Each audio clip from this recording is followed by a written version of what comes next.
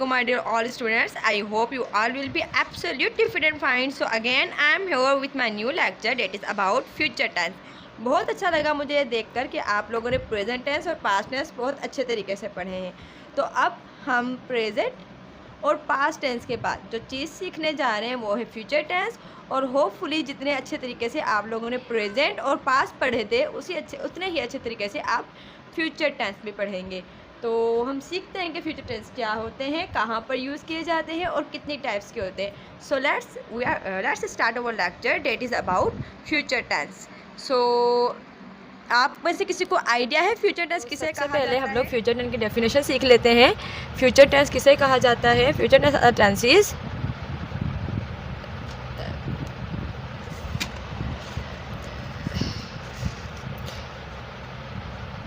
the sentences that show the action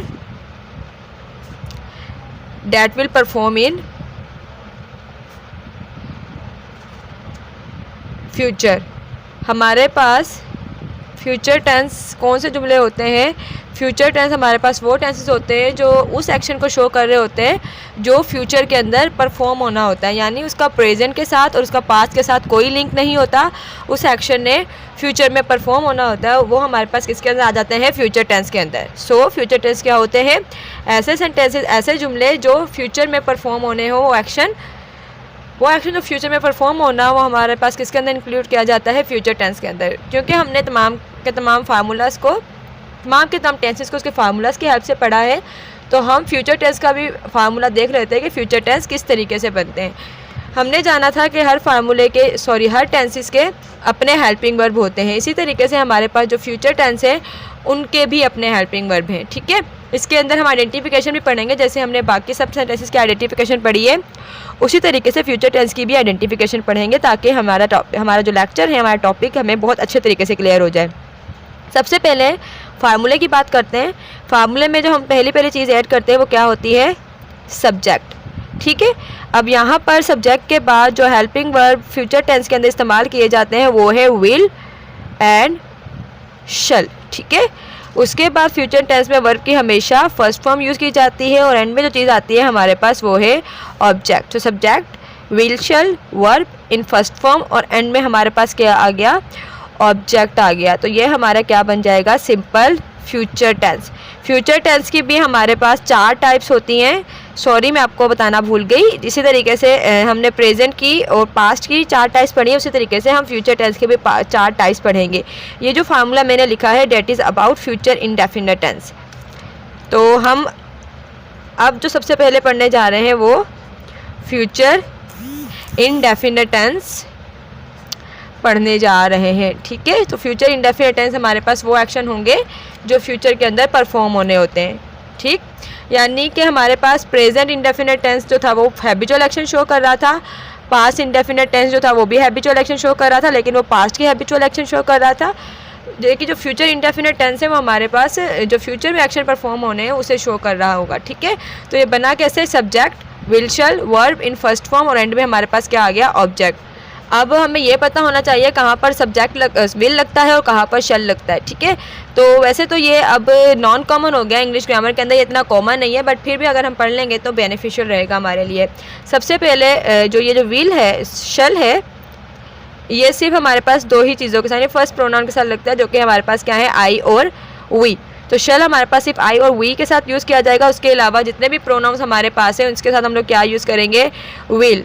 जैसा कि हमारे पास यू, ही, शी, दे, कोई भी सिंगुलर या प्लूरल नाउन, यानी सिर्फ और सिर्फ हमारे पास ये जो आई और शल जो है वो सिर्फ और सिर्फ आई और वी के साथ यूज़ किया जाता है।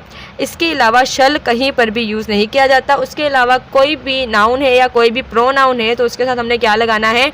विल लगाना है। ठीक है, तो ये है हमारे पास future indefinite tense. But modern English के अंदर जैसे मैंने कहा कि इसको स्किप कर दिया गया है।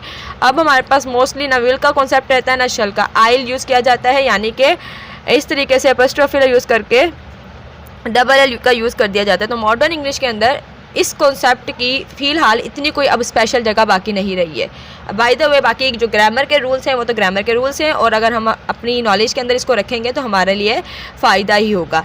तो फ्यूचर इंडेफिनिट टेंस का हमने फार्मूला पढ़ लिया है। अब हम आगे चलते हैं और फ्यूचर इंडेफिनिट टेंस को एग्जांपल की मदद से पढ़ते हैं। तो हमारे पास जो फ्यूचर इंडेफिनिट टेंस की पहली एग्जांपल है वो है फॉर एग्जांपल शी के साथ हमने क्या लगाना है, विल या शल। जी वेरी गुड, शी के साथ हम लोगों ने शल नहीं लगाना, हमने यूज़ करना है will. So she will organise a meeting very soon. ठीक है, वो एक मीटिंग ऑर्गेनाइज करेगी बहुत जल्द। तो यहाँ पर हमारे पास विल क्यों लगा, क्योंकि यहाँ पर शी था। ठीक है, तो ये हमारे पास हो गया सिंपल फ्यूचर इनडेफिनिट टेंस। तो अब जैसा कि हमने बाकी तमाम टेंसेस का नेगेटिव, इंट्रोगेटिव, इंट्रोनेगेटिव भी पढ़ा है, इसी तरीके से हम फ्यूचर इंडेफिनिट टेंस का भी नेगेटिव भी पढ़ेंगे, इंट्रोगेटिव भी पढ़ेंगे और इंट्रोनेगेटिव भी पढ़ेंगे। और इसके साथ साथ हम इसका बाकी टेंसेस के साथ कंपैरिजन भी पढ़ते रहेंगे, ताकि हमें कोई भी मुश्किल पेश ना आए। ग्रामर में हमारा कोई कॉन्सेप्ट ऐसा ना हो जो आगे पीछे हो, हमें 100% कॉन्सेप्ट के साथ सारी चीज़ें आनी चाहिए। ठीक है, तो सबसे पहले इसके नेगेटिव की बात कर लेते हैं।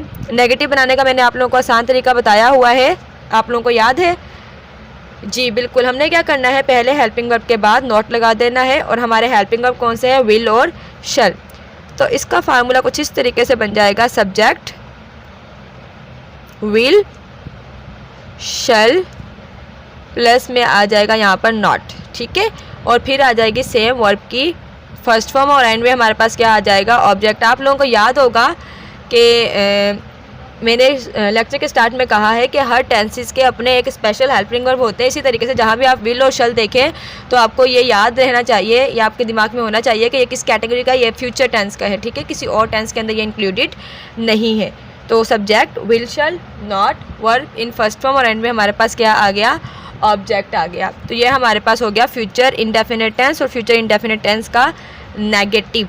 अब ये जो हमारे पास एग्जांपल दी हुई है इसी का हम नेगेटिव बनाते हैं। तो ये किस तरीके से हो जाएगा, ये कुछ ऐसे हो जाएगा, she will not organise a meeting. ठीक है, वेरी सुन को हम स्किप करते हैं because of shortage of time. ठीक है, she will not organise a meeting. आगे हमारे पास कुछ भी होगा वो एज इट इज़ रहेगा। हमारा मेन फोकस किस चीज़ पर होना चाहिए, हमारा मेन फोकस उसके हेल्पिंग वर्ब के बाद नॉट लगाने पर होना चाहिए। और याद रखिएगा इसके बाद हमारे पास 2-2 और 3-3 हेल्पिंग वर्ब भी यूज़ किए जाएंगे, बट मैंने पहले ही कहा था फर्स्ट हेल्पिंग वर्ब, पहले हेल्पिंग वर्ब के बाद ही हमें नॉट लगाना है। इसके बाद हमारा किसी चीज़ से कोई ताल्लुक़ नहीं है, वो एज इट इज़ सेम आ जाएगा नेगेटिव के अंदर। तो ये हमारे पास फ्यूचर टेंस का, फ्यूचर इनडेफिनिट टेंस का नेगेटिव था। ठीक है, तो अब हम सेकंड बात करते हैं और फिर बनाते हैं फ्यूचर इनडेफिनिट टेंस का इंट्रोगेटिव। इंट्रोगेटिव किसे कहा जाता है, नेगेटिव। जी नेगेटिव हमारे पास होते हैं उस जुमले जिसमें नॉट का यूज़ होता है, जो इनकारिया जुमले जिसे हम उर्दू में कहते हैं, यानी जिस चीज़ में किसी भी चीज़ के लिए मना किया जाता है। और हमारे पास नेगेटिव इंट्रोगेटिव सेंटेंसेस कौन से होते हैं, वो टेंसेस जिसके अंदर कोई ना कोई क्वेश्चन पूछा जाता है, कोई सवाल पूछा जाता है। ठीक हो गया, तो हमने इसका भी इंट्रोगेटिव बनाने का भी आसान तरीका पढ़ा हुआ है। जी हमने जाना है कि विल और शल को हम जुमलों में सबसे पहले ले आएंगे। तो हमारे पास इसके अंदर भी विल और शल सबसे पहले इस्तेमाल किया गया, फिर हमने लगा दिया सेम सब्जेक्ट वर्ब की फर्स्ट फॉर्म और एंड में हमारे पास आ गया ऑब्जेक्ट। तो ये हमारे पास बन गया फ्यूचर इंडेफिनिट टेंस का इंट्रोगेटिव। ठीक है, तो अब ये हमारी जो एग्जांपल है इसका हम इंट्रोगेटिव बनाते हैं। हमारे पास एग्जांपल क्या है, she will organise a meeting very soon. तो इसे हम क्या कहेंगे, जी हम विल लगाएंगे, हम शल नहीं लगाएंगे। Will she organise a meeting very soon. ठीक है, और एंड में एक चीज़ ऐड की जाएगी और वो चीज़ क्या है, याद है आपको, पंक्चुएशन भी आप लोग साथ साथ सीख रहे हैं, वो है हमारे पास क्वेश्चन मार्क।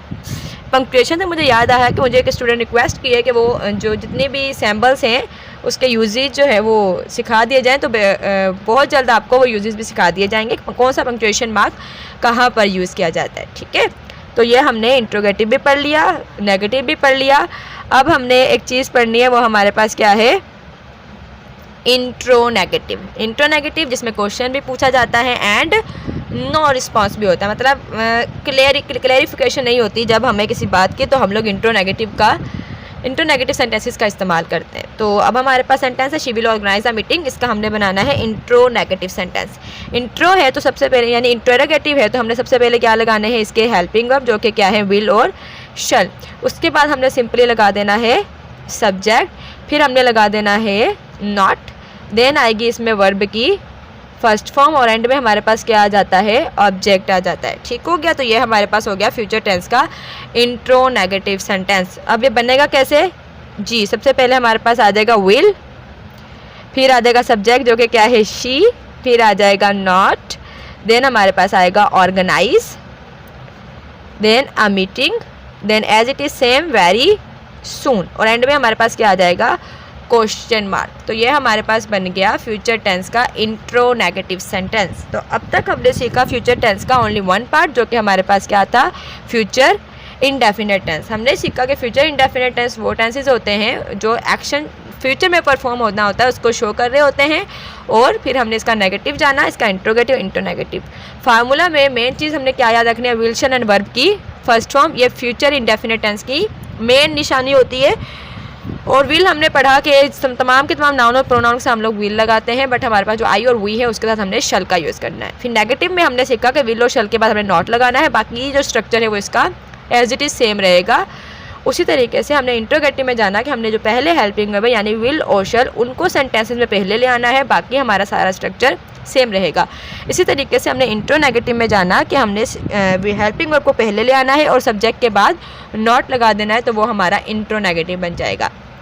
यहाँ तक तो हमने पढ़ लिया। अब हम एक सिंपल सेंटेंस की हेल्प से सीखेंगे कि हमने विदाउट फार्मूला कि हम इसका नेगेटिव इंट्रोगेटिव इंट्रो नेगेटिव बना सकते हैं। ठीक है। सो हमारे पास अगला जुमला है आई के साथ क्या लगाऊँ, शल या विल, वेरी गुड, शल लगाऊंगी, आई शल कॉल यू। ठीक हो गया। तो ये हमारे पास सिंपल है फ्यूचर इनडेफिनिट टेंस का अफर्मेटिव सेंटेंस। ठीक है, आई शल कॉल यू। अब हमने बनाना है इसका नेगेटिव। नेगेटिव किस तरीके से बनेगा जी, हम इसके पहले हेल्पिंग वर्ब के बाद नॉट लगा देंगे, तो ये कैसे हो जाएगा, ये कुछ इस तरीके से हो जाएगा, I shall not call you. तो ये हमारे पास बन गया इसका future indefinite tense. I shall call you, इसका नेगेटिव हमारे पास किस तरीके से बन गया, I shall not call you. हमने क्या हमने पहले हेल्पिंग वर्ब के बाद नॉट लगा दिया है, तो ये हमारे पास बन गया इसका जी बिल्कुल नेगेटिव बन गया। अब हम बात करते हैं इसके इंट्रोगेटिव की। इंट्रोगेटिव में हम लोग क्या करते हैं, हेल्पिंग वर्ब जो पहला हेल्पिंग वर्ब है उसे उठाकर जुमले में सबसे पहले ले आते हैं। तो ये सेंटेंस कुछ इस तरीके से हो जाएगा, शल आई कॉल यू, और एंड में हमारे पास क्या आ जाएगा, question mark. So shall I call you, ये बन गया हमारे पास इसका इंट्रोगेटिव सेंटेंस। अब बात करते हैं हम इसके इंट्रो नेगेटिव की। ठीक है, इंट्रो नेगेटिव किस तरीके से बनेगा जी, हेल्पिंग वर्ब पहले शल, देन सब्जेक्ट आई के बाद यानी सब्जेक्ट के बाद not, shall I not call you, ये बन गया हमारे पास इसका इंट्रो नेगेटिव सेंटेंस। तो इस तरीके से हमने फ्यूचर इनडेफिनिट टेंस यानी फ्यूचर टेंस की एक कैटेगरी को कंप्लीट कर लिया है। ठीक है, अब जो है इसके बाद हम बात करते हैं जी, जिस तरीके से हम पहले जुमलों को कन्वर्ट करते हैं ना, प्रेजेंट को कैसे हमने पास्ट में किया था, इसी तरीके से हम फ्यूचर को भी साथ साथ पास करना सीख लेते हैं। अब फॉर एग्जांपल हमारे पास जुमला है future indefinite present indefinite tense का। जी, मैं वो टीचर नहीं हूँ जिस वक्त क्लास में मौजूद है, वरना मोस्टली क्लास में बच्चों से रिपीटिशन की बात करते हैं तो बच्चे क्या करते हैं, अपनी कॉपीज़ खोल के बैठ जाते हैं। अब हमारे पास कॉपीज़ तो है नहीं, वैसे आप अपने दिमाग को जल्दी से रिपीट कर लें कि प्रेजेंट इंडेफिनिट टेंस कौन से थे, उसका फार्मूला क्या था। ओके, तो हमारे पास प्रेजेंट इंडेफिनिट टेंस का एक जुमला है, आई पब्लिश न्यूज़पेपर। इसे हमने क्या करना है, फ्यूचर इंडेफिनिट टेंस के अंदर कन्वर्ट करना है। हम एक एक करके सबको कन्वर्जन सीख लेंगे, क्योंकि एक साथ जो है फिर वो थोड़ी सी कन्फ्यूजन का शिकार हो जाते हैं हम लोग। आई पब्लिश न्यूज़पेपर, ये है मेरे पास प्रेजेंट इंडेफिनिट टेंस। तो प्रेजेंट इंडेफिनिट टेंस को अगर फ्यूचर इंडेफिनिट टेंस में कन्वर्ट करना है तो बड़ा आसान तरीका है। हमने सिर्फ एक ही चीज़ ऐड करनी है, और वो चीज़ हमारे पास क्या है, या तो विल या तो शल। वेरी गुड, यानी सिर्फ और सिर्फ हमने सब्जेक्ट के बाद यहाँ पे हेल्पिंग वर्ब ऐड करने हैं, बाकी हमारा सारा काम तो ऑलरेडी हुआ हुआ है, यानी वर्ब की फर्स्ट फॉर्म भी लगी हुई है, सब्जेक्ट भी लगा हुआ है और ऑब्जेक्ट भी है। तो आई यानी फर्स्ट प्रोनाउन है, तो हम कैसे यूज़ करेंगे इसको, आई शल पब्लिश न्यूज़पेपर। ठीक है, तो ये हमारे पास बन गया फ्यूचर इनडेफिनिट टेंस। तो इसी तरीके से अगर हमारे पास सेंटेंस है शी लीव टुडे, ठीक है, शी लीव्स टुडे। अब हम इसका कैसे बनाएंगे जी, इसके भी सब्जेक्ट के बाद एक चीज़ ऐड हो जाएगी विल, सो ये हो जाएगा she will leave today. Very good, यानी हमने प्रेजेंट इंडेफिनिट टेंस को फ्यूचर इंडेफिनिट टेंस में कन्वर्ट करना सीख लिया है। लेकिन अगर ये जुमला कुछ इस तरीके से हमारे पास होता कि ये हमारे पास नेगेटिव के अंदर होता, देन हम लोग क्या करते, नेगेटिव में जैसे कि they do not come here, यहाँ पर भी हमारे लिए बड़ी आसानी हो गई। वो कैसे, क्योंकि हमने यहाँ पर भी जस्ट और जस्ट हेल्पिंग वर्ब चेंज करना है, क्योंकि हमारे पास यहाँ पे प्रेजेंट इंडेफिनिट टेंस का हेल्पिंग वर्ब दिया गया है जो कि है डू। तो हमने क्या करना है, इसको फ्यूचर इंडेफिनिट टेंस के हेल्पिंग वर्ब के साथ चेंज कर देना है। तो ये हो जाएगा दे विल नॉट कम हेयर। और अगर यही हमारे पास जुमला इंट्रोगेटिव में दिया होता तो ये होता कुछ ऐसे, डू दे कम हेयर। तो हम इसको कन्वर्ट भी इंट्रोगेटिव में करते हैं। तो हम क्या करते हैं, जो पहला हेल्पिंग वर्ब है डू, इसे चेंज कर देते हैं फ्यूचर के हेल्पिंग वर्ब के साथ, और फ्यूचर का हेल्पिंग वर्ब हमारे पास होता है दे, सॉरी विल। सो ये हो जाता विल दे कम हेयर। और अगर यही जुमला हमारे पास इंट्रो नेगेटिव के अंदर होता, फॉर एग्जाम्पल ये कुछ इस तरीके से होता है, do they not come here. यहाँ पर भी बड़ी आसानी है। वो कैसे, क्योंकि यहाँ पे भी सिर्फ और सिर्फ हेल्पिंग वर्ब चेंज करना है डू। तो ये डू से हो जाएगा यहाँ पर भी will, will they not come here. कहने का मतलब सिंपल तरीके से ये है कि यहाँ पे हमने कुछ भी नहीं चेंज करना है सिवाय हेल्पिंग वर्ब के, इसके अलावा कोई इसका कॉन्सेप्ट नहीं होता, ठीक है। तो जहाँ पर भी हमारे पास प्रेजेंट इंडेफिनिट टेंस के हेल्पिंग वर्ब होंगे वहाँ पे हमने फ्यूचर इंडेफिनिट टेंस के हेल्पिंग वर्ब ऐड कर देना है और सिंपली हमारा काम होता जाएगा, ठीक है। तो जहाँ पर भी विल और शल देखें, मतलब उसका क्या होगा, उसका मतलब ये होगा कि ये फ्यूचर टेंस है। और जहाँ पर भी आप डू और डस देखेंगे, इसका मतलब होगा कि ये प्रेजेंट इंडेफिनिट टेंस है। और इसके अलावा जहाँ पर भी आप डिड देखेंगे तो इसका मतलब होगा कि वो पास्ट इंडेफिनिट टेंस है। तो ये थे हमारे पास, सिंपली हमने यहाँ पर सीखा है फ्यूचर इंडेफिनिट टेंस के बारे में, उसको किस तरीके से प्रेजेंट को फ्यूचर में कन्वर्ट करते हैं उसके बारे में। उसके बाद जो अब हम चीज़ सीखने जा रहे हैं वो है हमारे पास फ्यूचर कंटिन्यूअस टेंस। उम्मीद है कि फ्यूचर कंटिन्यूअस टेंस भी आपको अच्छे से समझ में आएगा, क्योंकि इसमें भी कोई मुश्किल चीज़ नहीं है, ये भी बहुत ही आसान है, ठीक है। तो फ्यूचर कंटिन्यूअस टेंस को अभी हम सीखते हैं। दुनिया में खूबसूरती अच्छी चीज़ है, तो अपने इर्द गिर्द की चीज़ों को खूबसूरत बनाएं, क्योंकि ये जो है वो अट्रैक्शन पैदा करती है, ठीक है। सो फ्यूचर कंटिन्यूअस टेंस को हम लोग सीख लेते हैं। सबसे पहले तो हम सीखते हैं इसकी डेफिनेशन, यानी फ्यूचर कंटिन्यूअस टेंस कहा किसे जाता है। तो इसकी डेफिनेशन क्या है, द सेंटेंसेस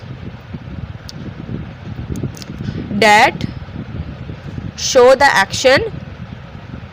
एक बात आपको याद रखनी है, तमाम के तमाम टेंसेज एक्शन यानी वर्ब को शो कर रहे होंगे, ठीक है। तो फ्यूचर कंटिन्यूअस टेंस हमारे पास ऐसे जुमले होते हैं, the sentences that show the action that will be continue in future, यानी वो काम जो फ्यूचर में कंटिन्यू होगा। The sentences that show the action that will be continue in future. जैसे मैंने कहा कि हम मेन हेडिंग से ही उसकी जो डेफिनेशन होती है वो आराम से बना सकते हैं।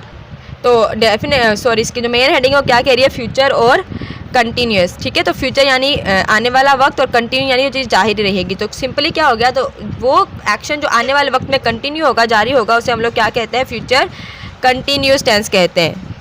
अब हम जानते हैं इसके फार्मूला के बारे में कि फ्यूचर कंटिन्यूअस टेंस किस तरीके से बनता है, ठीक है। सो हमारे पास जो फ्यूचर कंटिन्यूअस टेंस है, ऑब्वियसली इसके फार्मूले में सबसे पहले कौन सी चीज़ यूज़ की जाएगी, इसके फार्मूला में सबसे पहले जो चीज़ यूज़ की जाएगी वो होगी सब्जेक्ट। तो फ्यूचर कंटिन्यूअस टेंस के फार्मूला में भी सबसे पहले, यानी मतलब सब फार्मूला में सबसे पहले क्या यूज़ किया जाता है, सब्जेक्ट यूज़ किया जाता है। उसके बाद इसमें फ्यूचर के हेल्पिंग वर्ब यूज़ किए जाएंगे। फ्यूचर के हेल्पिंग वर्ब हमारे पास कौन से हैं, विल और शल, जो कि हम अभी अभी डिस्कस कर चुके हैं, ठीक है। सो विल और शल हमारे हो गए हेल्पिंग वर्ब, विल एंड शल। उसके बाद इसके अंदर जो दूसरा हेल्पिंग वर्ब यूज़ किया जाता है वो है बी, तो एक बात याद रखिएगा कि फ्यूचर कंटिन्यूस में एक लाजमी चीज़ है जो कि बी है। जब आप टेस्ट देने जाएंगे तो आपके टेस्ट के अंदर आपसे इस तरीके से मतलब एयर डिटेक्शन के अंदर सवाल आएंगे, कुछ चीज़ें ऐड होंगी, कुछ चीज़ें मिस होंगी। फ्यूचर कंटिन्यूस में जो लाजमी चीज़ मिस कर देते हैं वो बी मिस कर देते हैं। तो आपको याद रखना है कि फ्यूचर कंटिन्यूस टेंस में विल और शल के बाद जो दूसरी चीज़ आती है वो क्या है, बी है। उसके बाद आती है हमारे पास वर्ब की फोर्थ फॉर्म। जी ये तो मैंने आप लोगों से पूछना था, बट ठीक है मैंने डायरेक्टली बता दिया। हमने लास्ट में पढ़ा था कि कंटिन्यूस में हमेशा वर्ब की फोर्थ फॉर्म यूज़ की जाती है। So subject will and shall be verb की फोर्थ फॉर्म, और एंड में हमारे पास क्या आ गया, ऑब्जेक्ट आ गया। तो ये हो गया हमारे पास future continuous tense. Subject will and shall be verb की फोर्थ फॉर्म और फिर हमारे पास आ गया ऑब्जेक्ट। फ्यूचर कंटिन्यूस टेंस हमने जाना कौन से टेंसेस होते हैं, ऐसे जुमले जो कि फ्यूचर के अंदर जारी होगा जो काम वो हमारे पास आएगा फ्यूचर कंटिन्यूस टेंस के अंदर। फार्मूला हमने जाना सब्जेक्ट विल एंड शैल लाजमी बी वर्ब की फोर्थ फॉर्म और फिर ऑब्जेक्ट। ग्रामर का रूल है हम विल और शैल के साथ डायरेक्टली वर्ब की फोर्थ फॉर्म नहीं लगा सकते, इसलिए हम साथ में क्या लगा देते हैं, बी लगा देते हैं। ठीक है, अब बी लगाने का एक और रीज़न है। बी लगाने का एक रीज़न ये भी है क्योंकि ये अपनी फर्स्ट फॉर्म में है और फ्यूचर में वर्ब की फर्स्ट फॉर्म, कंटिन्यूस की फोर्थ फॉर्म और फ्यूचर के हेल्प में विल और शैल, जिसका फार्मूला बन गया हमारे पास फ्यूचर कंटिन्यूस टेंस का। अब आते हैं हम फ्यूचर कंटिन्यूस टेंस की एग्जाम्पल के ऊपर। ठीक है, आप लोग साथ साथ प्रैक्टिस कर रहे होंगे होपफुली कि अपना काम भी जारी रख रहे होंगे। अपने टेंसेस बनाना मत भूलिएगा। अगर आप खुद से टेंसेस नहीं बनाएंगे तो ना इस लेक्चर का फ़ायदा है, ना किसी भी किस्म के कोई और प्रोफेसर के या किसी टीचर के या लेक्चरर के किसी के लेक्चर का कोई फ़ायदा नहीं है जब तक आपके अंदर सेल्फ प्रैक्टिस की आदत नहीं है। ठीक है, तो अपने अंदर सेल्फ प्रैक्टिस की आदत डालिए, इसके अलावा आपकी इंग्लिश इम्प्रूव होने का कोई और चांस है ही नहीं। ठीक है, चले जी फ्यूचर कंटिन्यूस टेंस की हम बात कर रहे थे एग्जाम्पल के बारे में। ओके जी, हमारे पास है दे, ये अब हमारे पास सेंटेंस है फ्यूचर कंटिन्यूस का। ठीक है, so they will be calculating the money. ठीक है, they will be calculating the money, ये हमारे पास बन गया फ्यूचर कंटिन्यूस टेंस। ठीक है, अफर्मेटिव बना लिया हमने उसका। सब्जेक्ट लगाया, विल और शैल में से विल लगाया। विल क्यों लगाया, क्योंकि यहाँ पे हमारे पास दे था, फिर हमने बी लगा दिया, फिर हमने वर्ब की फोर्थ फॉर्म लिख दी कैलकुलेटिंग, और एंड में हमने लगा दिया हमारा ऑब्जेक्ट, यानी कि वो पैसे कैलकुलेट कर रहे होंगे। ये था हमारे पास सिंपल में इसका अफर्मेटिव। अब बात करते हैं हम इसके नेगेटिव की। नेगेटिव हमारे पास कौन से जुमले होते हैं, ऐसे जुमले जिसके अंदर किसी भी चीज़ के लिए नो कर दिया जाता है, मना कर दिया जाता है, इनकार कर दिया जाता है। ठीक है, इसका भी फार्मूला लिख देती हूँ, बट सिंपल तरीका फिर भी हमने सीखा हुआ है, यानी कि पहले हेल्पिंग वर्ब के बाद नॉट लगा देना। तो सब्जेक्ट होगा यहाँ पर, उसके बाद होगा विल और शैल। आप लोग मुझे बताएं विल और शैल के बाद क्या होगा। जी, विल और शैल के बाद हमारे पास होगा नॉट, फिर होगा बी, देन वर्ब की fourth form, verb in fourth form, और एंड में हमारे पास आ गया ऑब्जेक्ट। याद रखिएगा फिर से एक बार, मैंने परफेक्ट कंटिन्यूस में जो गलती बताई थी वो इसमें स्टूडेंट्स करते हैं, बी के बाद नॉट लगा देते हैं। ऐसा नहीं होना, पहले हेल्पिंग वर्ब के बाद ही नॉट लगना है। तो हमारे पास जुमला क्या था, दे will be calculating the money. तो हमने यहाँ पे बी के बाद नॉट नहीं लगाना, पहले हेल्पिंग वर्ब यानी विल के बाद नॉट लगा देना है। तो ये जुमला कुछ इस तरीके से बन जाएगा, दे will not be calculating the money. तो ये बन गया हमारे पास फ्यूचर कंटिन्यूस टेंस का नेगेटिव, और हमने नेगेटिव में पहले हेल्पिंग वर्ब के बाद नॉट लगाना है। उसके बाद हमारे पास आता है इसका इंट्रोगेटिव। इंट्रोगेटिव में बेसिकली हम लोग क्या करते हैं, जो हमारा पहला हेल्पिंग वर्ब होता है उसे पहले ले आते हैं, लेकिन हमने फिर भी इसका फार्मूला लिखना है ताकि कोई भी चीज़ हमारी मिस ना हो। ठीक है, तो फार्मूला में सबसे पहले हमने क्या लिखना है, विल या फिर शल, क्योंकि इंट्रोगेटिव का रूल है कि हेल्पिंग वर्ब सेंटेंस में सबसे पहले आ जाएंगे। उसके बाद हमारा सारा के सारा स्ट्रक्चर सेम रहेगा, यानी विल और शल, फिर आ जाएगा हमारे पास सब्जेक्ट, फिर आ जाएगी हमारे पास बी, फिर आ जाएगा वर्ब की फोर्थ फॉर्म, और एंड में हमारे पास हो जाएगा object. Will shall subject be, और एंड में हमारे पास क्या आ गया, ऑब्जेक्ट आ गया। और हमारे पास जुमला किसका बन गया, फ्यूचर कंटिन्यूस टेंस के इंट्रोगेटिव का फार्मूला बन गया है। ठीक है, इसमें भी बच्चे क्या करते हैं, बी को भी उठा के पहले ले आते हैं, वो भी गलती हमने इसमें नहीं करनी है। तो हमारे पास जुमला क्या है, they will be calculating the money. तो हमने सेंटेंस में सबसे पहले लिख दिया विल, क्योंकि ये हमारा हेल्पिंग वर्ब था। उसके बाद हमने क्या लगा दिया, दे, उसके बाद लगा दिया बी, उसके बाद लगा दिया कैलकुलेटिंग, उसके बाद ऑब्जेक्ट लगा दिया, और ऑब्जेक्ट हमारे पास क्या है, the money. Will they be calculating the money, one thing is missing and that thing is question word. So हमारे पास क्या हो गया, will they be calculating the money, ये हो गया फ्यूचर कंटिन्यूस टेंस का इंट्रोगेटिव सेंटेंस। बहुत जल्दी हमारी आईडी के ऊपर आपको इसकी एक टेस्ट भी मिला करेगा, सेल्फ टेस्ट जिसे कहा जाता है, वो आप सॉल्व करेंगे, जिसकी मदद से आपकी टेस्ट की और भी अच्छे तरीके से तैयारी हो जाएगी। जो भी लोग किसी भी किस्म का टेस्ट देते हैं, उसमें जिस तरह के सवाल पूछे जाते हैं, उस तरह के सवालों से लिंक्ड आप लोगों के लिए एक टेस्ट भी बहुत जल्द शेयर किया जाएगा। ठीक हो गया। तो ये हमारे पास बन गया फ्यूचर कंटिन्यूस टेंस का इंट्रोगेटिव सेंटेंस। तो हमारे पास सेंटेंस क्या बन गया, will they be calculating the money. Most important चीज़, बी पहले नहीं आएगा, हमेशा सब्जेक्ट के बाद ही बी लगाया जाता है। ठीक है। तो अब इंट्रोगेटिव के बाद हमने क्या पढ़ना है, या तो आप लोगों को होगा, वेरी गुड। उसके बाद हम लोगों ने पढ़ना है इंट्रोनेगेटिव सेंटेंस। इंट्रोनेगेटिव जिसमें क्वेश्चन में पूछा जाता है, नॉट भी कहा जाता है, जी, वो हमारे पास कहलाता है इंट्रोनेगेटिव सेंटेंस। तो हमारे पास सबसे पहले आ गया विल, उसके बाद आ गया सब्जेक्ट, फिर आ गया नॉट, फिर आ गया बी, फिर वर्ब की फोर्थ फॉर्म, और एंड में हमारे पास आ गया ऑब्जेक्ट। फिर वो गलती जो हमने नहीं करनी, नॉट सब्जेक्ट के बाद आएगा, बी के बाद नहीं आएगा। ठीक है। तो हमारे पास जुमला सिंपली क्या है, they will be calculating the money.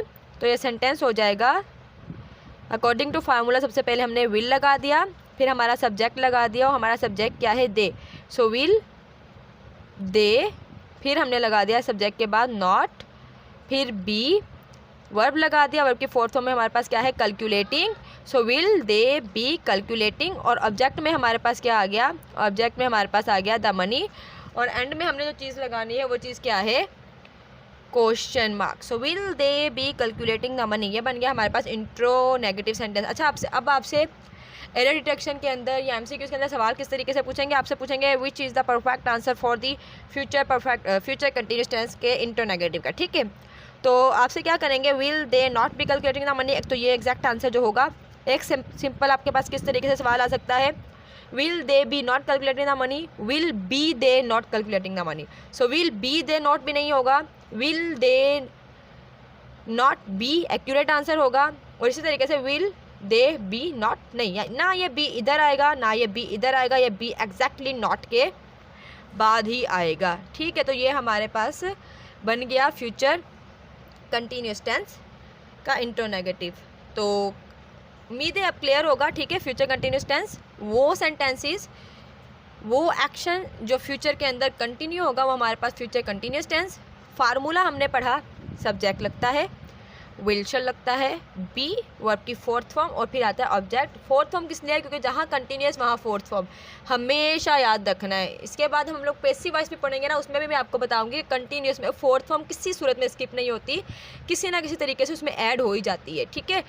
फिर हमने इसकी एग्जाम्पल के तौर पर पढ़ा will they be calculating the money, फिर हमने बनाया इसका negative, subject will shall, not, be verb की फोर्थ फॉर्म, और फिर लगा दिया ऑब्जेक्ट।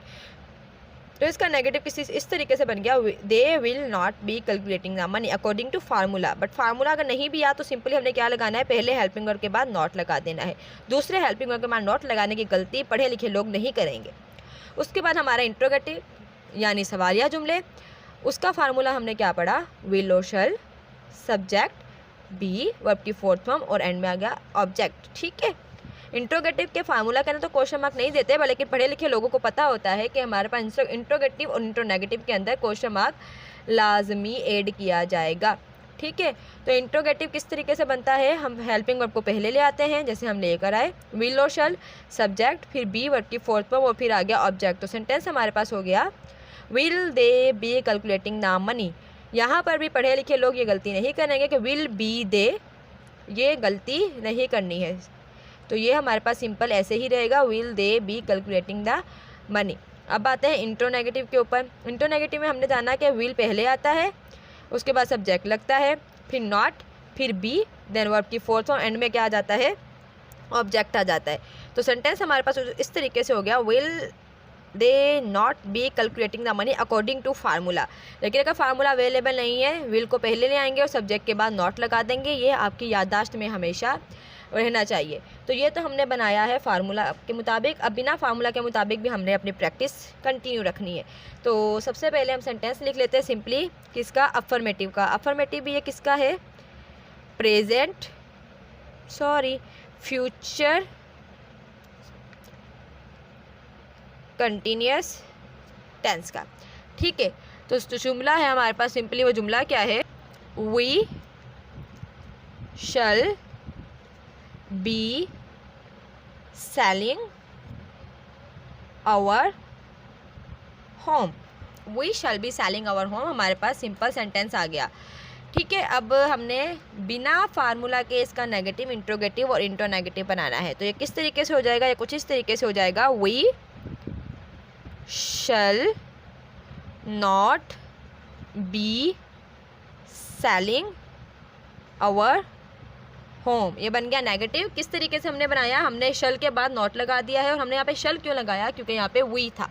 ठीक है, उसके बाद हमारे पास जुमला है, ये तो था नेगेटिव।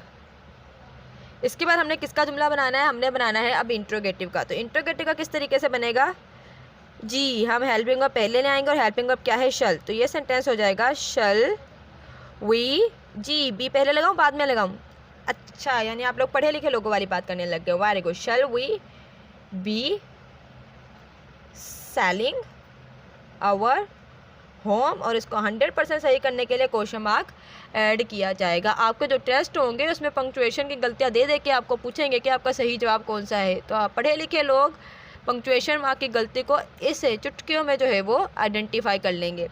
तो ये हमारे पास सिंपल जुमला हो गया, shall we be selling our home. Interrogative बन गया किसका, फ्यूचर कंटिन्यूस टेंस का।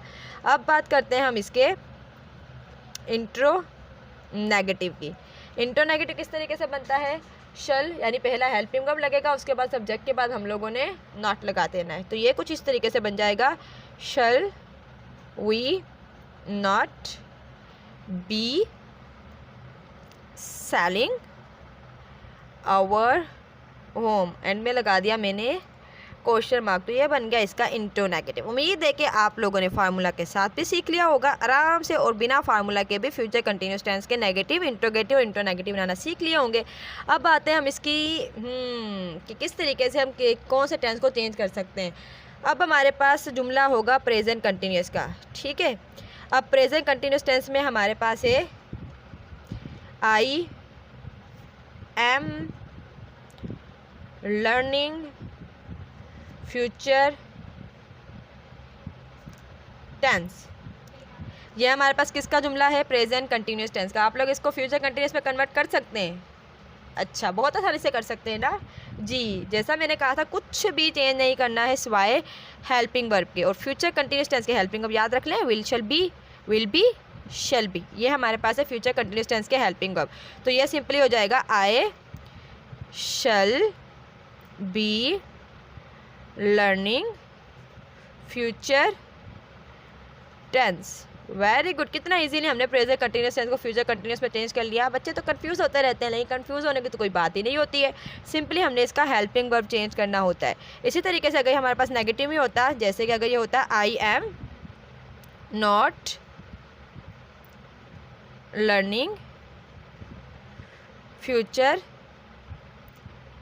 टेंस, तो हम लोग क्या करते, ओके अब आप लोग स्मार्ट हो गए जी। हम यहाँ पे भी सिंपली हेल्पिंग वर्ब चेंज कर देते, और हेल्पिंग वर्ब हमने क्या ऐड करना है, अच्छा शल बी नॉट तो नहीं करते, हम लोग क्या करते जी, आई शल नॉट फिर बी लगाते, क्योंकि हमने अब ये चीज़ बहुत अच्छे तरीके से सीख ली है। So I shall not be learning future tense. तो ये हमारे पास हो गया इसका नेगेटिव का नेगेटिव इस तरीके से बनेगा। इसी तरीके से अगर हमारे पास फ्यूचर कंटिन्यूस टेंस का, सॉरी प्रेजेंट परफेक्ट टेंस का होता, तो हम क्या करते, उसको फ्यूचर परफेक्ट में चेंज कर देते हो, गुड, बट फ्यूचर परफेक्ट में चेंज करने के लिए हमने फ्यूचर परफेक्ट टेंस का पढ़ना लाजमी है, लेकिन अब तक तो हमने फ्यूचर परफेक्ट टेंस सीखे ही नहीं है। तो चले हम आगे चलते हैं और अपने फ्यूचर परफेक्ट टेंस के बारे में भी सीखते हैं। टेंशन लेने वाली कोई बात नहीं है, फ्यूचर परफेक्ट टेंस भी इन्हीं की तरह बहुत आसान है अगर हम उन्हें आसान ट्रिक्स से याद करेंगे। Grammar is all about tricks. अगर हम लंबे लंबे फार्मूलाज याद करेंगे तो ऑब्वियसली हम लोग भूल जाएंगे। हमने टेक्निक्स निकालनी है, ऐसी टेक्निक्स जिसमें हम विद इन सेकेंड्स सारी के सारे सॉल्व कर लें। जैसे मैंने यहाँ पे आपको नेगेटिव, इंट्रोगेटिव, इंटरनेगेटिव बनाने की ट्रिक्स बताई हैं, जैसे कन्वर्जन की ट्रिक्स बताई हैं, वैसे ही हम लोग फ्यूचर परफेक्ट में भी सीख लेंगे और वहाँ से भी हम इजीली सारे के सारे डाउट्स अपने क्लियर कर लेंगे। तो चलिए आगे चलते हैं और सीखते हैं फ्यूचर परफेक्ट टेंसेस के बारे में, ठीक है। सबसे पहले तो हम फ्यूचर परफेक्ट टेंस की डेफिनेशन के बारे में जानते हैं कि एक्चुअली में फ्यूचर परफेक्ट टेंस किसे कहा जाता है। आप लोग को याद है हमने प्रेजेंट परफेक्ट टेंस में क्या पढ़ा था? हमने प्रेजेंट परफेक्ट टेंस में पढ़ा था कि ये वो जुमले होते हैं, मतलब प्रेजेंट परफेक्ट टेंस, हाँ, कि जो काम रिसेंटली हमारे पास प्रेजेंट में ख़त्म हुआ होता है। स्टार्ट बेशक पास्ट में हुआ था बट रिसेंटली ख़त्म हो गया था। सेम एज वेल हमने पढ़ा था पास्ट परफेक्ट टेंस के अंदर। तो फ्यूचर परफेक्ट टेंस में क्या हो सकता है? कुछ तो इंटरेस्टेड होगा ना, कुछ तो डिफरेंट होगा उन सबसे। जी, सबसे पहले हम बात कर लेते हैं इसकी डेफिनेशन की, यानी कि इसमें कौन से टेंसेज आते हैं। फ्यूचर परफेक्ट टेंस के अंदर हमारे पास ऐसे टेंसेज आते हैं जो हमने एक्सपेक्टेड जो होते हैं ना, जो मतलब हमने एक्शन प्लान किया होता है हमारे फ्यूचर का, या हमारी एक्सपेक्टेशन होती है कि, या हमारा गैस होता है कि फ्यूचर में इस तरीके से होने वाला है, ठीक है। यानी परफेक्ट टेंस के अंदर हमारे पास आता है प्लान्ड एक्शन, ठीक है। प्लान्ड एक्शन, या फिर हमने क्या किया होता है, अपना एक आइडिया लगाया होता है कि फ्यूचर में ऐसे होने वाला है बट बिफोर टाइम। मतलब कोई भी ऐसा एक प्लान्ड एक्शन है या हमें लगता है कि ऐसा होने वाला है लेकिन टाइम से पहले, लेकिन कौन से टाइम से पहले, मतलब रिलेट किससे करेगा? फ्यूचर से रिलेट करेगा। मतलब वो अपना काम ख़त्म कर चुका होगा। इसका मतलब ये होगा कि यानी हमारा एक आइडिया है, हमने एक आइडिया लगाया जस्ट के ये टाइम पीरियड है, लेकिन इससे पहले वो अपना काम कंप्लीट कर लेगा। या हमारा ये प्लान्ड एक्शन है, हमने ये काम जो है वो प्लान किया हुआ है, हमारी प्लानिंग में शामिल है, लेकिन टाइम से पहले ये काम कंप्लीट हो जाएगा, ठीक है। तो इसके लिए हम लोग कौन से टेंसेस यूज़ करते हैं? फ्यूचर परफेक्ट टेंस का इस्तेमाल किया जाता है इसके लिए। तो फ्यूचर परफेक्ट टेंस की डेफिनेशन क्लियर हो गई, ठीक हो गया। यानी प्लान्ड एक्शन जो हमने एक्सपोज किया होता है, लेकिन अनएक्सपेक्टेड इवेंट या एक्सपेक्टेड इवेंट, लेकिन वो टाइम से पहले हो जाएगा, तो हमने उसके लिए फ्यूचर परफेक्ट टेंस की फॉर्मेशन का इस्तेमाल करना है।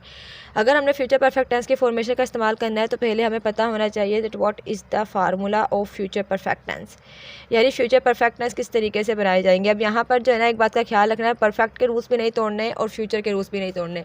इन दोनों के रूल्स को फॉलो करते हुए हमने अपने फ्यूचर परफेक्ट टेंस कंप्लीट करने हैं, ठीक है। तो फ्यूचर परफेक्ट टेंस का फार्मूले में हमारे पास सबसे पहले चीज़ आती है, वो क्या होती है?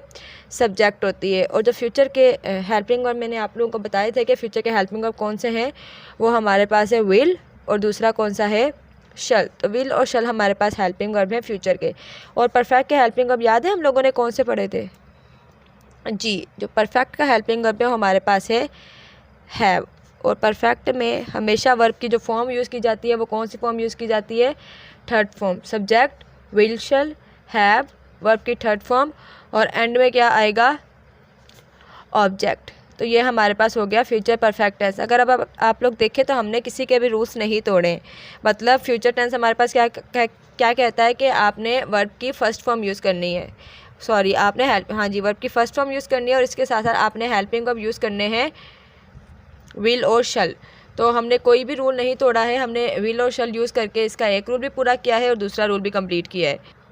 वो कैसे? वो ऐसे कि विल और शल फ्यूचर के हेल्पिंग हमने इस्तेमाल कर लिया और अपनी फर्स्ट फॉर्म के अंदर है, ठीक है। तो फ्यूचर का ये वाला रूल भी नहीं तोड़ा। अब हमारे पास परफेक्ट क्या कहता है कि आपने हेल्पिंग वर्ब यूज़ करने हैं हैव, हैज़, तो हमने हैव यूज़ करके उसका वो रूल भी कंप्लीट कर दिया। इसके साथ परफेक्ट क्या कहता था कि आपने वर्ब की थर्ड फॉर्म इस्तेमाल करनी है, तो हमने वर्ब की थर्ड फॉर्म इस्तेमाल करके इसको इस बात पर भी नाराज़ नहीं किया, और एंड में हमारे पास क्या आ गया? ऑब्जेक्ट आ गया। तो ये हमारे पास बन गया फ्यूचर परफेक्ट टेंस का फार्मूला। अब हम फ्यूचर परफेक्ट टेंस का उसकी एक एग्जांपल लिख लेते हैं ताकि हम आगे थोड़ा सा इसको क्लियर कर पाए। अब फ्यूचर परफेक्ट टेंस के लिए फॉर एग्जांपल मैं जुमला लिखती हूँ, you will have submitted your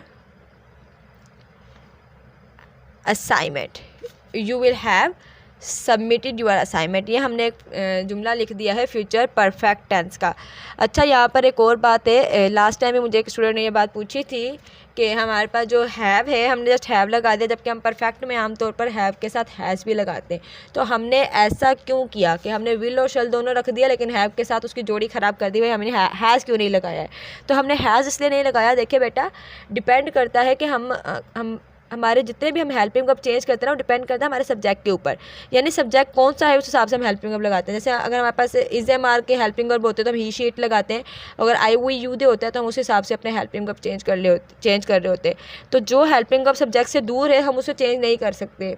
ये ग्रामर का रूल है ना कि आपने इसको देख के इसका हेल्पिंग वर्ब चेंज करना। अगर फॉर एग्जांपल मेरे पास यहाँ पर आई होता, ठीक है, अगर आई होता तो मैं शल लगाती, लेकिन अगर यही इससे दूर हो जाए तो इसका कुछ नहीं जाएगा फिर इससे, ठीक है। तो ये हेल्पिंग वर्ब अपने सब्जेक्ट से दूर है, इसलिए इसके साथ हैज़ नहीं मतलब कोई फ़र्क ही नहीं पड़ेगा, इसलिए हमने जस्ट हैव लगाना है। इसमें हैज़ का इस्तेमाल हम लोग नहीं करेंगे। क्यों नहीं करेंगे? क्योंकि सब्जेक्ट से दूर हेल्पिंग वर्ब जैसे मर्जी हो कोई फ़र्क नहीं पड़ता है, सही। तो you will have submitted your assignment, ये हमने सिंपल जुमला लिख लिया है फ्यूचर परफेक्ट टेंस का। अब जब हमने सिंपल जुमला लिख ही लिया है तो इसके नेगेटिव, इंट्रोगेटिव, इंटरनेगेटिव के बारे में भी सीख लेंगे। लेकिन ये रिपीट कर चलो कि ही शी इट के साथ मतलब सब के साथ आपने क्या लगाना है, विल लगाना है, लेकिन सिर्फ और सिर्फ आई और वी के साथ आपने यहाँ पे शल लगाना है।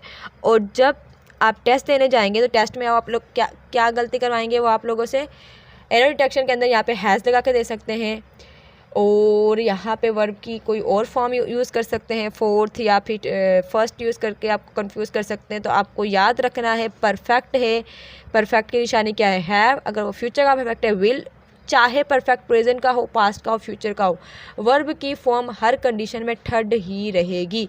तो ये बात आपने याद रखनी है। जब इस तरह के माइनर चीज़ें आपको याद रहेंगी ना, माइनर सिर्फ कहने में, अगर मेजर चीज़ें इस तरह की याद रहेंगी तो कोई आपको ग्रामर में नहीं हरा सकता, कोई कंफ्यूज नहीं कर सकता है, चाहे जितने मर्जी आपके पास आ जाए। तो आपको एरर डिटेक्शन में क्या मिलेगा, वर्ब की फॉर्म चेंज कर सकते हैं या हेल्पिंग वर्ब चेंज कर सकते हैं। लेकिन जब आपको याद रहेगा कि यहाँ पे हैव लगाना है तो आप कोई कंफ्यूज नहीं रहेंगे। और आपको जब पता होगा कि परफेक्ट में हमेशा वर्ब की थर्ड फॉर्म लगती है तो आपके लिए कोई भी मसला नहीं होगा।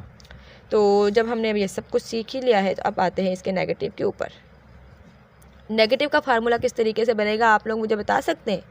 सब्जेक्ट तो ऑब्वियसली हम सबसे पहले लगाएंगे, फिर हमने क्या लगाना है इसका, विल और शल, ठीक है। विल शल के बाद प्लस में हैव, ठीक है। फिर हमारे पास आएगी वर्ब की थर्ड फॉर्म और एंड में आ जाएगा हमारे पास ऑब्जेक्ट। तो ये हमारे पास बन गया फ्यूचर परफेक्ट टेंस का फार्मूला। क्या लगा इसमें, subject will shall have, verb की थर्ड फॉर्म और एंड में हमारे पास क्या आ गया, ऑब्जेक्ट आ गया। अब हम इसकी एग्जांपल पढ़ते हैं ताकि हमारे सारे के सारे डाउट क्लियर रहे, कोई भी डाउट बाकी ना रहे। तो सबसे पहले हम इसकी एग्जांपल में लिख देते हैं। इस बार जो हम प्रोनाउन यूज़ करते हैं हैव, यू यूज़ कर लेते हैं, ठीक है। सो यू के साथ हम लोगों ने विल और शल में से क्या चीज़ लगानी है, जी बिल्कुल हमें लगाना है विल। सो हमारे पास हो जाएगा यू विल हैव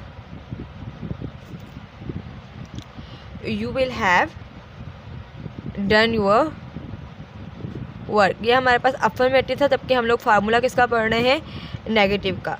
तो अब हमने क्या चीज़ देखनी है, हमने इसमें क्या चीज़ स्किप की है, क्या चीज़ मिस की है हमने, जी बिल्कुल हमने नॉट नहीं लगाया। तो आप मुझे ये बताएंगे कि हमने नॉट किस तरफ लगाना है, किस पर लगाना है। सब्जेक्ट लगा दिया, विल शल लगा दिया, हैव लगा दिया, वर्ब की थर्ड फॉर्म और ऑब्जेक्ट आ गया। क्या मैं विल और शल के बाद नॉट लगाऊँ या मैं हैव के बाद नॉट लगाऊँ? जी बिल्कुल हमारे यहाँ पर विल और शल के बाद क्या ऐड होगा, नॉट ऐड होगा। तो ये अब हमारे पास फार्मूला बन गया है नेगेटिव का। इसी तरीके से मैंने जो एग्जांपल ली है you will have done your work, इसमें भी नेगेटिव बनाने के लिए हमें क्या करना पड़ेगा, विल के बाद लगाना पड़ेगा नॉट।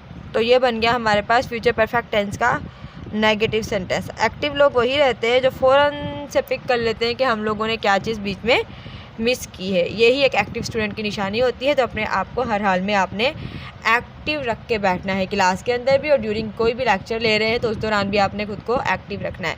सो ये हमारे पास बन गया फ्यूचर परफेक्ट टेंस का नेगेटिव, ठीक है। कैसे बना है, हमने पहले हेल्पिंग और यानी विल और शल के बाद विल के बाद क्या लगा दिया है, नॉट लगा दिया है। अब हम आते हैं इसके इंट्रोगेटिव के ऊपर। इंट्रोगेटिव सेंटेंस किसे कहा जाता है, सवालिया जुमले जिसमें सवाल पूछा जाता है, ठीक है। इंट्रोगेटिव हमने किस तरीके से बनाना है, सबसे पहले इसमें क्या लगेगा, विल और शल, ठीक है। उसके बाद सारा के सारा स्ट्रक्चर इसका सेम रहेगा, सब्जेक्ट लगेगा, देन हैव लगेगा, फिर लगेगी वर्ब की थर्ड फॉर्म और एंड में आ जाएगा हमारे पास object. Will shall subject have verb की थर्ड फॉर्म और एंड में आ गया ऑब्जेक्ट। अब हमारे पास 2 जुमले हैं, 2 जुमलों में से जिसमें से दिल करे हम उसका इंट्रोगेटिव बना लेते हैं। चले हम इंट्रोगेटिव इसका बनाते हैं। इस बार 2 जुमले लिखने का मतलब ये है ताकि सिर्फ एक ही जुमले पर नहीं ऐसे हो कि आप लोग बनाते रहें, आपको चेंज कर करके भी सेंटेंस की फॉर्मेशन याद रखनी है, सही है। So will shall subject have verb की थर्ड फॉर्म और एंड में आ गया हमारे पास ऑब्जेक्ट। तो ये जुमला बना है हमारे पास, फार्मूला बना है हमारे पास इंट्रोगेटिव सेंटेंसेस का। इंट्रोगेटिव सेंटेंस किसके हैं? फ्यूचर परफेक्ट टेंस के। अब हमने इसका कैसे बनाना है? सबसे पहले हमारे पास आ जाएगा विल अकॉर्डिंग टू फार्मूला, फिर हमने लगाना है सब्जेक्ट। सब्जेक्ट हमारे पास क्या है? यू, सो हमने यू ऐड कर दिया। उसके बाद हमने क्या लगाना है? हैव। उसके बाद हमने लगानी है वर्ब की थर्ड फॉर्म जो कि हमारे पास है सबमिटेड। उसके बाद you will have submitted, will you have submitted your assignment. तो अब हमने यहाँ पे क्या लिख दिया? Your assignment. और एंड में एज़ यूजुअल हम लोगों ने क्या लगा देना है? क्वेश्चन मार्क लगा देना। तो ये हमारे पास बन गया इंट्रोगेटिव सेंटेंस। याद रखेंगे विल हैव यू नहीं होता, विल हैव नॉट नहीं होता। ये ही मेजर मिस्टेक, जैसे मैंने पीछे कहा कि अगर 2 हेल्पिंग वर्ब हैं तो स्टूडेंट्स ये मिस्टेक कर जाते हैं। हम लोगों ने ये मिस्टेक किसी भी सूरत में नहीं करनी है। हमने पहले हेल्पिंग वर्ब को ही चूज़ करना है और दूसरा हेल्पिंग वर्ब हमने सिंपल सेंटेंस जैसे बाकी सबको लेके जा रहे हैं एज इट इज़ हमने दूसरे को भी लेकर बाकी सब वर्ड्स को भी लेकर चले जाना है, ठीक है। तो अब इसके बाद आते हैं हमारे इंट्रो नेगेटिव सेंटेंस के ऊपर। इंट्रो नेगेटिव सेंटेंस का फार्मूला कैसे होता है? सबसे पहले आ जाता है उसके हेल्पिंग वर्ब और फ्यूचर के हेल्पिंग वर्ब हमारे पास है विल और शल। उसके बाद आ जाएगा सब्जेक्ट। लास्ट टाइम मैंने आपसे कहा था कि हमने सब्जेक्ट के बाद ही नॉट लगाना है, हमने दूसरे हेल्पिंग वर्ब के बाद नॉट नहीं लगाना है। तो विल और शल हो गया, सब्जेक्ट आ गया, फिर हमारे पास आ गया नॉट, फिर आ गया have, then third form of verb और एंड में क्या यूज़ किया गया है?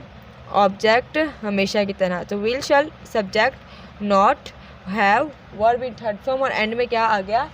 ऑब्जेक्ट आ गया। तो ये हमारे पास बन गया formula of interro negative of future perfect tense, ठीक है। तो अब हमने इसी जो सेंटेंस लिखा है इसका हमने इसमें इंट्रोगेटिव में यूज़ कर लिया है। नेगेटिव के लिए हम इंट्रो नेगेटिव के लिए हम ये सेंटेंस यूज़ करते हैं। हमारे पास जुमला क्या है? You will have done your work. इसका नेगेटिव हमने बनाया तो हमने इसको कर दिया था you will not have done your work. अब जब हम इसका इंट्रो नेगेटिव बनाएंगे तो हमने किस तरीके से बनाना है? हमने पहले लगाना है विल, फिर लगाना है हमने यू, सो विल यू, फिर हमने लगा देना है according to formula not, will you not, फिर अकॉर्डिंग टू फार्मूला हमने लिख देना है have, so will you not have. Verb हमारे पास क्या है? सबमिटेड। तो यहाँ पे हमने लिख दिया सबमिटेड और ऑब्जेक्ट हमारे पास क्या है? Your assignment. So here is the word your assignment. तो ये हमारे पास हो गया intro negative sentence of future perfect tense. So हमारे पास फ्यूचर परफेक्ट टेंस आपको क्लियर है। चले इसकी एग्जांपल ले लेते हैं। जैसे हमने कन्वर्जन सीखी है तो इसमें भी कन्वर्जन लिख देती हूँ। पहले सेंटेंस लिखते हुए फ्यूचर परफेक्ट टेंस का, ठीक है। फ्यूचर परफेक्ट टेंस में हमने फॉर एग्जांपल सेंटेंस ले लिया है she has completed the task. यह हमारे पास सिंपल जुमला है फ्यूचर परफेक्ट टेंस का। अब अगर हमने इसको प्रेजेंट परफेक्ट टेंस का, अब अगर हमने इसको फ्यूचर परफेक्ट टेंस बनाना है तो हमने सिंपल सिर्फ और सिर्फ हेल्पिंग वर्ब ऐड करना है हमेशा की तरह विल और शल, ठीक है। सो ये हो जाएगा शी विल और हैज़ नहीं आएगा। मैंने आपको फ्यूचर परफेक्ट के स्टार्टिंग में बता दिया था हमने क्या लगाना है? Have. So she will have completed the task.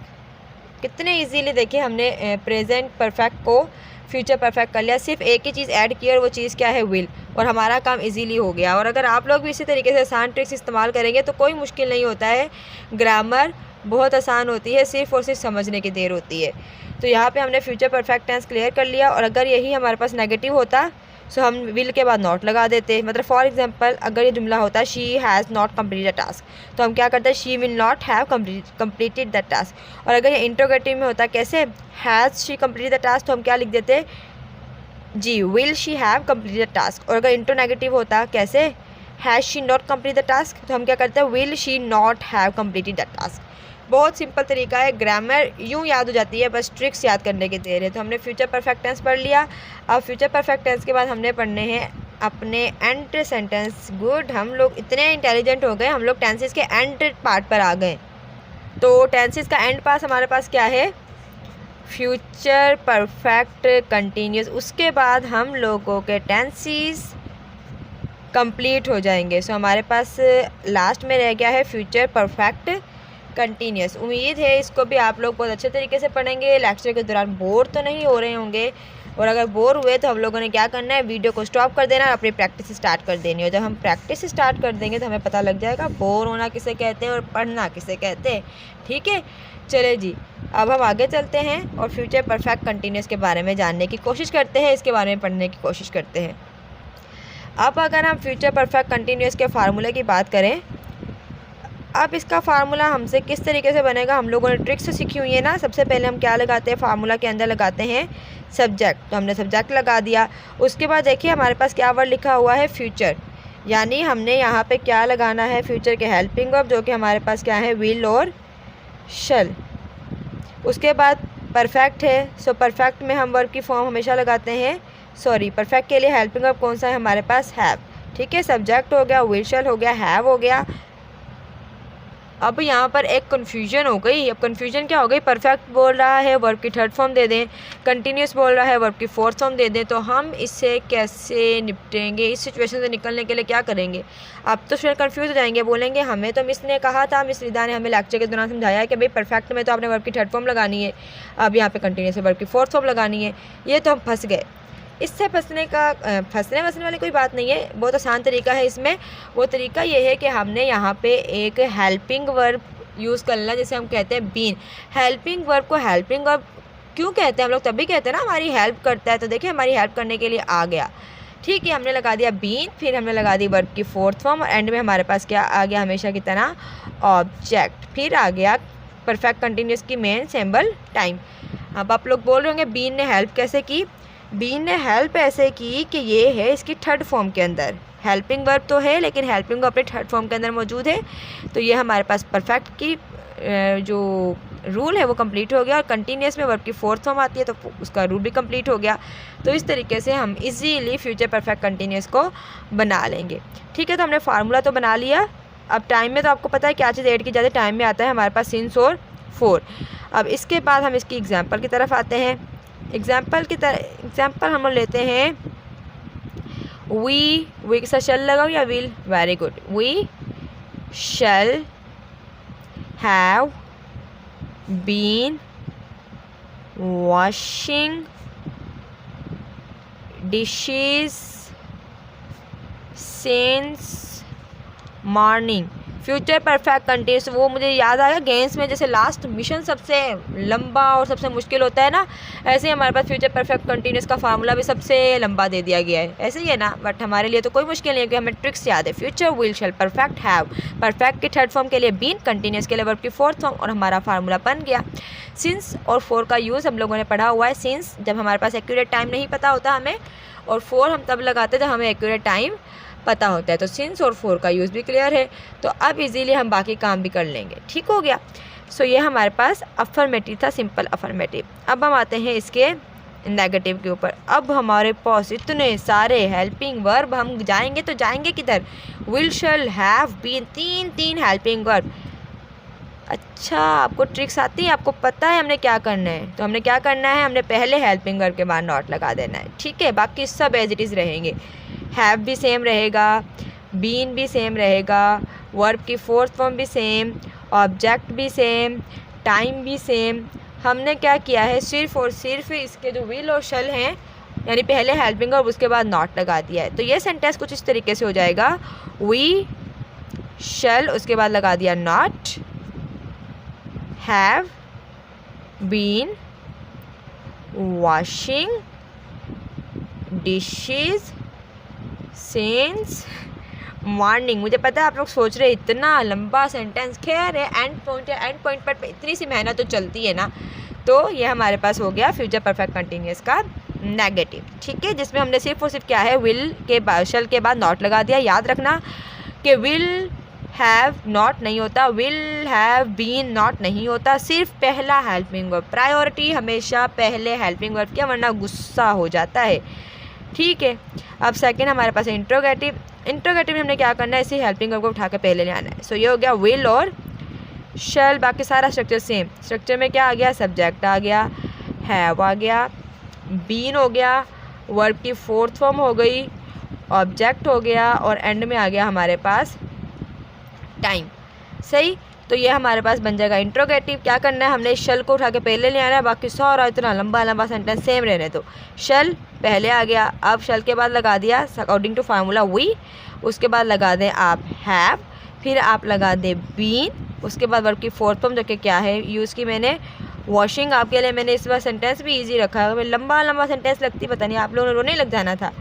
Dishes, फिर हमारे पास आ गया सिंस, देन एंड में हमने यूज़ कर लिया मॉर्निंग। सो हो गया shall we have been washing dishes since morning. तो ये हमने बना दिया है इसका इंट्रोगेटिव।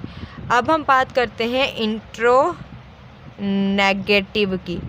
इंट्रोनेगेटिव जिसमें क्वेश्चन भी पूछा जाता है और मना भी किया जाता है, तो ये हमारे पास सबसे लंबा होने वाला है, ठीक है। सो इसमें हमने क्या करना है, विल और शैल सबसे पहले लगाना है क्योंकि इंट्रोगेटिव है, और इंट्रोगेटिव में हेल्पिंग वर्ब सबसे पहले लगते हैं, फिर सब्जेक्ट, फिर हमेशा की तरह हमने नॉट लगा दिया। सब्जेक्ट के बाद नॉट लगाना है। गलती ये नहीं करनी है, कौन सी गलती नहीं करनी है कि विल और शल लगा दिया, सब्जेक्ट लगा दिया, have not. No, will we shall we have not नहीं होगा, शल वी नॉट हैव होगा, ठीक है। सो शल सब्जेक्ट नॉट, फिर हमारे पास हैव, फिर been, again verb in fourth form, object, और एंड में हमारे पास क्या आ गया, टाइम आ गया, ठीक है। Will shall subject not have been verb की फोर्थ फॉर्म और ऑब्जेक्ट, और एंड में आ गया टाइम।